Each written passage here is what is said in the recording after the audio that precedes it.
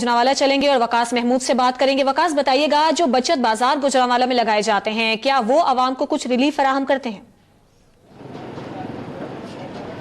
जी बिल्कुल, गुज़श्ता माह 2 बार पेट्रोलियम मसनूआत की कीमतों में इजाफा किया गया है, जिसका बराह रास्त जो असर है वो अशिया खुर्दो नोश की कीमतों पर पड़ा है। सब्जियों और फलों की कीमतों में इजाफा देखने में आ रहा है। इस हफ्ते जो इजाफा हुआ है उसके बायस जो है वो सब्जियों की कीमतों में जब 5 रुपये से लेकर 30 रुपये तक इजाफा कर दिया गया है। यहाँ पर जो दुकानदार है उनका यही कहना है कि आज क्योंकि इतवार का रोज़ है, छुट्टी होती है और शहरी अमूमन जो है वो हफ्ते भर की शॉपिंग करते हैं, मगर मैं इस वक्त फटोमंड बाज़ार में मौजूद हूँ, जहाँ पर जो दुकानदार हैं वो मायूस नज़र आ रहे हैं। उनका ये कहना है कि महंगा होने के बावजूद आज छुट्टी भी है, मगर इसके बावजूद जो शहरी हैं वो ख़रीदारी के लिए उनकी दुकानों का रुख नहीं कर रहे। दुकानदारों का ये भी कहना है कि क्योंकि अभी सर्दी का मौसम है और मंडियों में अभी सब्ज़ी जो है वो वाफर मिकदार में मौजूद है, मगर जैसे ही अभी कुछ दिन गुजरेंगे और मौसम जो है वो गर्म होना शुरू होगा तो उस वक़्त कीमतों में मज़ीद इजाफा हो जाएगा।